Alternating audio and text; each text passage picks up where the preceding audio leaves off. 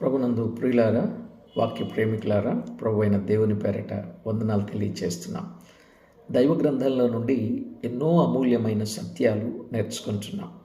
కనుక బైబిల్ గ్రంథము యొక్క విశిష్టతను, ప్రాధాన్యతను, ప్రాముఖ్యతను మనము ఇప్పటి వరకు విన్నాం.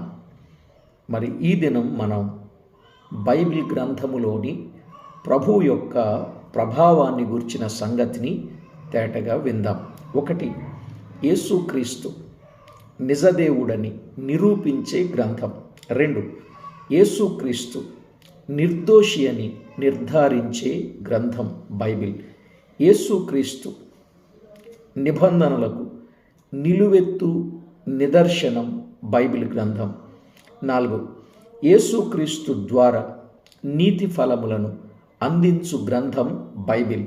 5, నిజముగా యేసుక్రీస్తు లోక రక్షకుడని, నిజమైన వెలుగని, నిజముగా నీతిమంతుడని నిరూపించు గ్రంథం బైబిల్.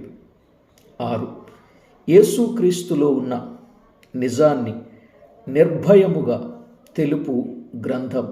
7వదిగా ఈ బైబిల్ గ్రంథం యొక్క విశిష్టత, బైబిల్లోని ప్రభు యొక్క ప్రభావం ఏమిటంటే, యేసుక్రీస్తు ద్వారా నీతిమంతులనుగా చేసి నిత్య జీవమును అందించుటకు సాధనమైన బైబిల్ గ్రంథం.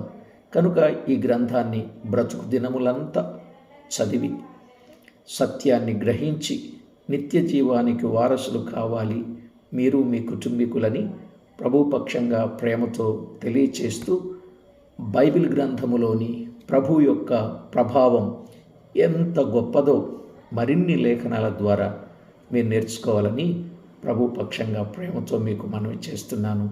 Thank you. అందరికీ ప్రభు పేరిట వందనాలు.